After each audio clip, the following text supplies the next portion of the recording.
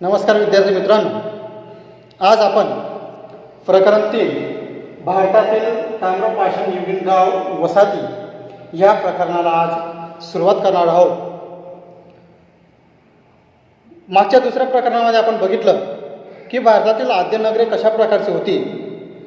त्यामध्ये मग हडप्पा संस्कृती असेल, मोहेंजोदडो संस्कृती असेल, या संस्कृतीमधील वैशिष्ट्य कशा प्रकारची होती, त्यांची एकंदरीत नगररचना असेल किंवा शासन व्यवस्था असेल ही कशा प्रकारची होती, त्याचबरोबर त्यांची समाज व्यवस्था असेल, आर्थिक व्यवस्था असेल ही कशा प्रकारची होती हे आपण प्रकरण दुसऱ्यामध्ये बघितलंच होतं.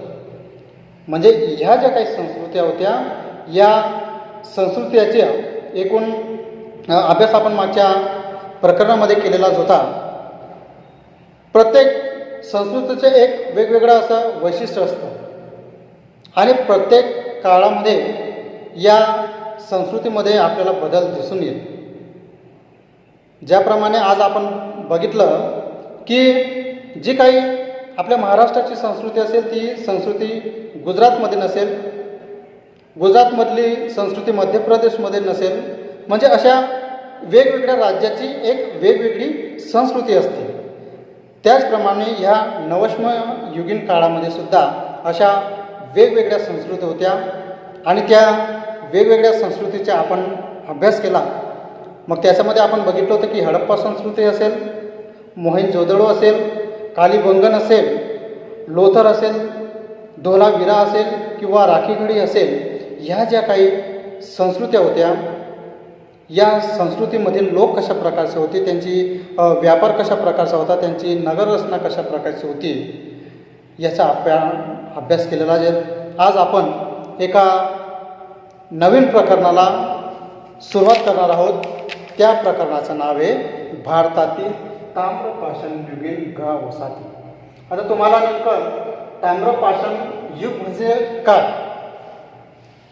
नेमकं ताम्रपाष म्हणजे काय याची माहिती अगोदर आपण घेऊया.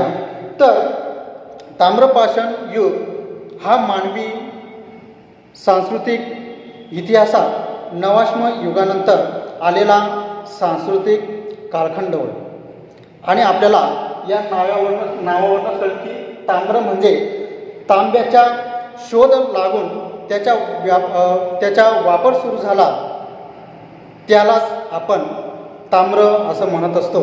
आणि ही जी काही ताम्रपाषाणाची लहान आकाराची शस्त्र मानवाने वापरात ठेवलीच म्हणून या काळाला आपण ताम्रपाषाण युग अशी संज्ञा दिली आहे.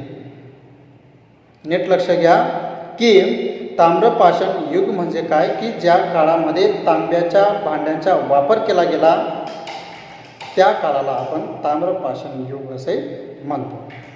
आता ही जी काही ताम्रपाषाण युग संस्कृती होती ही नेमकी या संस्कृतीचा उदय कशा प्रकारे झाला, भारतामध्ये या ताम्रपाषाण युगाला नेमकी सुरुवात केव्हा झाली, कशी झाली याची माहिती आपण या प्रकरणामध्ये अभ्यासणार आहोत. सुरुवातीला बघूया की ह्या नवीन अशा संस्कृतीचा उदय कशामुळे झाला.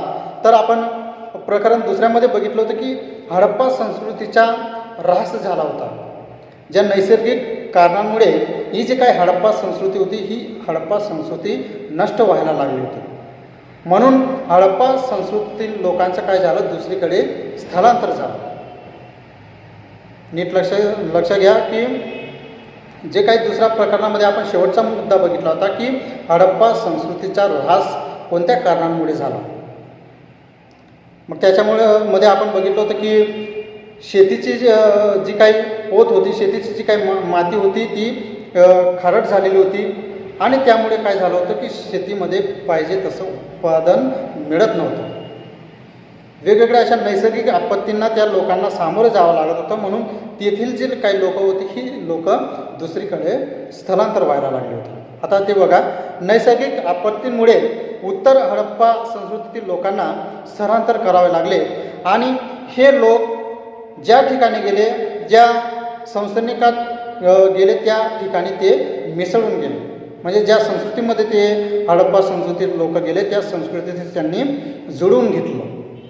त्यामुळे तेथील ग्राम वसाहतींच्या नव्या संस्कृतीला एक प्रकारे उदय झाला आणि एक नवीन संस्कृती उदयास आली असं आपल्याला म्हणता येईल. तर या संस्कृती उत्तर हडप्पा संस्कृतीपेक्षा थोड्या वेगळ्या होत्या. तुम्हाला मगाशी सांगितलं की प्रत्येक राज्याची प्रत्येक भागाची वेगळी संस्कृती असते आणि आपण तिथं गेल्यावर त्या संस्कृती आपल्याला थोडीशी वेगळी वाटत असते. मात्र त्या संस्कृतीशी आपल्याला कुठेतरी जुळून घ्यायचं असतं.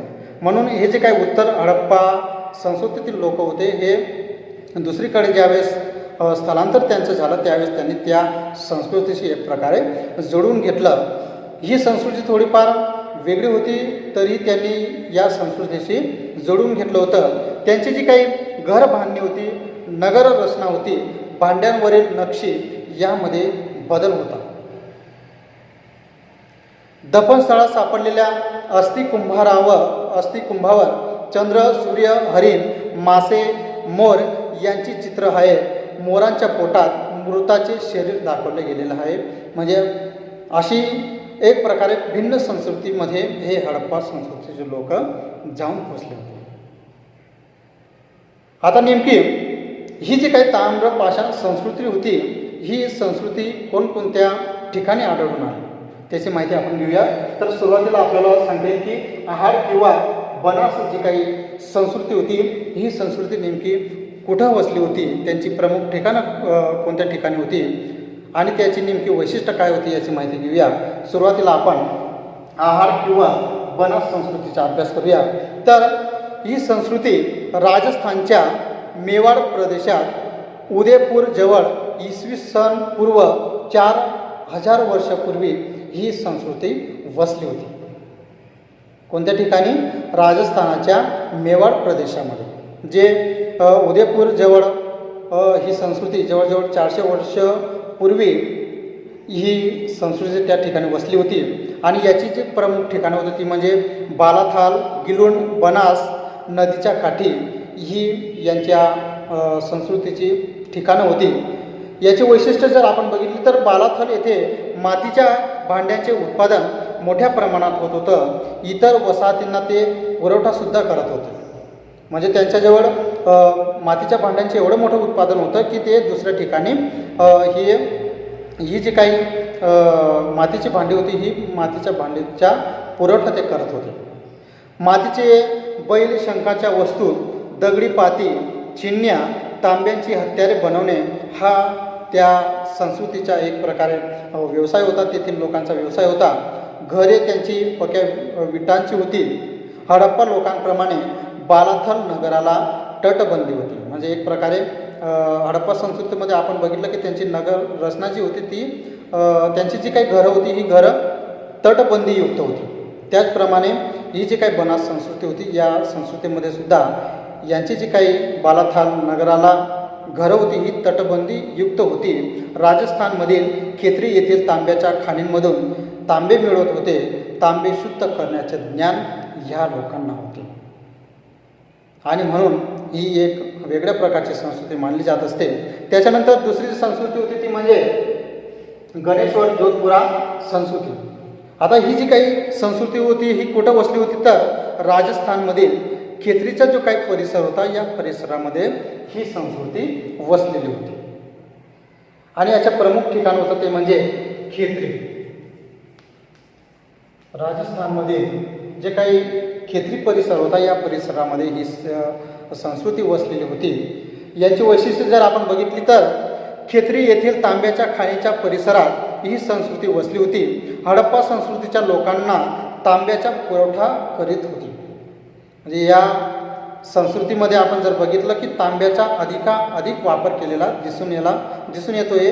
म्हणजे तांब्याचं जे काही उत्पादन आहे हे उत्पादन मोठ्या प्रमाणावर होत होतं. म्हणूनच प्रकरणाच्या नावावरून आपल्याला लक्षात येईल की ताम्रपाषाण युगीन म्हणजे एक प्रकारे तांब्याच्या भांड्यांचा वापर जो होता हा वापर मोठ्या प्रमाणावर होत होता आणि तो दुसऱ्या ठिकाणी सुद्धा तो निर्यात होत होता. म्हणून या संस्कृतीला एक प्रकारे ताम्रपाषाण युग असं म्हटलं जात होतं. तर ही जी काही हडप्पा संस्कृती लोक होती, या लोकांना सुद्धा या तांब्यांचा पुरवठा ही संस्कृती करत होती. गणेश्वर येथील उत्खननात मातीची भांडी, तांब्याचे बाण, भाले, मासेमारीचे गळ, बांगड्या, छिन्न्या इत्यादी वस्तू त्या ठिकाणी सापडलेल्या आहेत आणि म्हणून या संस्कृतीमध्ये तांब्याचा वापर अधिक होत होता हे याच्यावरनं दिसून येतं. त्यानंतर तिसरं आहे गेरूच्या रंगाची भांडी वापरणाऱ्या लोकांची संस्कृती. आता बघा या संस्कृतीचं वैशिष्ट्य काय होतं, तर ही संस्कृती अगोदर कोणत्या ठिकाणी वसली होती, तर राजस्थान इसवी सन पूर्व 3000 गंगा यमुना नद्यांच्या दुआबात इसवी सन पूर्व 2000 ही संस्कृती वसली होती. आणि या संस्कृतीचे प्रमुख जे काही ठिकाणं होतं ते म्हणजे पंजाब, हरियाणा, राजस्थान, उत्तर प्रदेशच्या पश्चिमेकडील भाग या ठिकाणी या संस्कृतीचे प्रमुख ठिकाणं होती. या संस्कृतीचे वैशिष्ट्य जर बघितली तर यांच्या घरांच्या जमिनी चापून चोपून तयार करीत होते. त्याचबरोबर घराच्या आत चुली असत. त्याचप्रमाणे मातीच्या भाजलेल्या बाहुल्या, बैले तसेच गुरांची हाडे व तांदूळ सातू यांचे अवशेषसुद्धा या ठिकाणाहून मिळालेले आहेत. म्हणून ह्या संस्कृतीचा एकूण जो काही अभ्यास आहे हा अभ्यास करणं सोपं झालं. त्याचबरोबर हे जे काही लोक होते, या संस्कृतीतील लोक होते, हे लोक शेतीला प्राधान्य देत होते आणि म्हणून शेती हा त्यांचा प्रमुख व्यवसाय होता. गेरूच्या रंगाची भांडी ते मोठ्या प्रमाणावर वापरत होते, म्हणून त्यांचं नावच पडलं होतं की गेरूच्या रंगाच्या भांडी वापरणाऱ्या लोकांची संस्कृती. त्याचबरोबर ताम्र निधींमधील कामगार तांब्याच्या वस्तू घडवण्यात निशांत होते. म्हणजे हे लोक तांब्याच्या वस्तू जे काही बनवण्यामध्ये ते एक्सपर्ट होते. एक चांगले कलाकार, चांगलं कौशल्य त्यांच्यामध्ये होतं. त्याचबरोबर ही जी काही संस्कृती होती ही संस्कृती स्थलांतर केलेल्या हडप्पा लोकांची असावी असं काही इतिहास तज्ज्ञांचं मत होतं. म्हणून या संस्कृतीच्या लोकांना गेरूच्या रंगाची भांडी वापरणाऱ्या लोकांची संस्कृती असं सुद्धा म्हटलं जात होतं. त्यानंतर पुढची संस्कृती ती म्हणजे कायथा संस्कृती. ही जी काही कायथा संस्कृती होती ही मध्य प्रदेशातील उज्जैनजवळ छोटी काली सिंध नदीच्या तीरावर वसली होती. कुठं? मध्य प्रदेशामधील जे काही उज्जैनजवळ छोटी काली सिंध नदी आहे त्या नदीच्या तीरावर ही संस्कृती वसली होती. त्याचबरोबर यांची जर प्रमुख ठिकाणे आपण बघितले तर उज्जैन होते. कायथा संस्कृतीचे प्रमुख जे काही ठिकाण होतं ते म्हणजे उज्जैन होतं. आणि या संस्कृतीचं वैशिष्ट्य जर बघितलं तर नागरी हडप्पा संस्कृतीची समकालीन होती. म्हणजे कुठंतरी हडप्पा संस्कृतीची मिळती जुळती यांची संस्कृती होती. ही लोक शेती व पशुपालन करीत होते. हाताने घडवलेली मातीची भांडी गारगोटीच्या दगडांपासून सूक्ष्माश्रय ते बनवत होते. तांब्याची कुऱ्हाड, बांगड्या, मौल्यवान मणी व हार, संगजिरा, दगडाच्या भुकटीपासून ते मणी बनवणे इत्यादी वस्तू ते बनवत होते. म्हणून एक प्रकारे कायदा व आहाड जी काही संस्कृती आहे ही एकत्र नांदल्याच्या खुणा सापडतात. म्हणजे सुरुवातीला आपण बघितलं की आहाड किंवा त्याला आपण बनास संस्कृती म्हणतो. तर ह्या संस्कृतीची कुठंतरी मिळती जुळती ही कायदा संस्कृती होती. म्हणून कायदा व आहाड ही जी काही संस्कृती ही एकत्र नांदल्याच्या खुणा आपल्याला त्या ठिकाणी आढळून आलेल्या आहेत. म्हणून या संस्कृतीचे एक वेगळं असं वैशिष्ट्य मानलं जात होतं. त्यानंतर पुढची जी काही संस्कृती म्हणजे माळवा संस्कृती. कोणती संस्कृती? माळवा संस्कृती. तर ही जी काही माळवा संस्कृती होती ही मध्य प्रदेशात नर्मदा नदीकाठी उज्जैन, सागर या जिल्ह्यामध्ये होती. कोणत्या जिल्ह्यामध्ये? मध्य प्रदेश, सागर जिल्हा जो होता या ठिकाणी ही माळवा संस्कृती आढळून आलेली.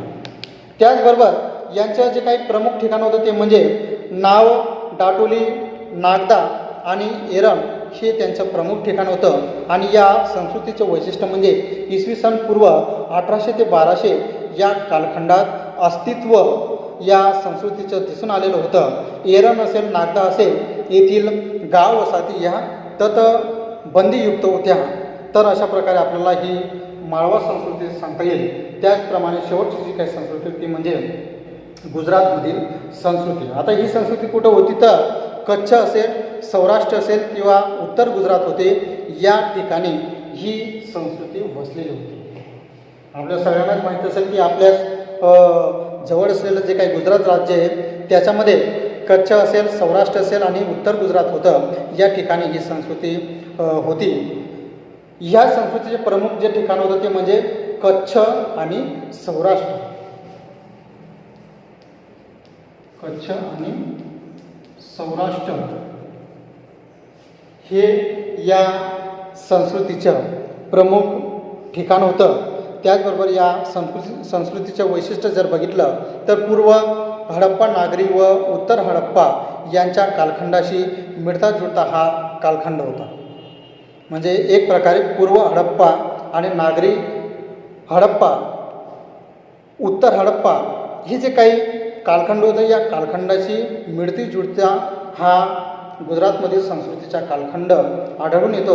गारगोटीच्या वर्गातील मौल्यवान खड्यांचे मोठे स्रोत होते. रंगीबेरंगी खडे बनवणे हा त्या संस्कृतीचा मोठा उद्योग मानला जात होता. या वसाहती प्रामुख्याने पशुपालकांच्या होत्या. इसवी सन पूर्व 1800 ते 1200 या काळामध्ये दक्षिण सौराष्ट्रात प्रभास संस्कृती व ईशान्य सौराष्ट्रात रंगपूर संस्कृती अस्तित्वात होत्या. म्हणून या संस्कृतीचं एक विशिष्ट असं वैशिष्ट्य होतं आणि त्यामुळे ही संस्कृतीसुद्धा आपल्या वेगवेगळ्या अशा कलाकौशल्यांनी ज्ञात होती. कलाकौशल्यांचं त्यांना ज्ञान होतं आणि म्हणून अशा प्रकारे ह्या ज्या काही संस्कृत्या होत्या या संस्कृतीचा अभ्यास आपण आज केलेला आहे. पुढच्या तासाला अजून एका दुसऱ्या मुद्द्याला आपण सुरुवात करूया. तोपर्यंत आता इथंच थांबू आणि दुसरा जो काही मुद्दा असेल त्या मुद्द्याला आपण पुढील भागामध्ये सुरुवात करूया. तोपर्यंत नमस्कार.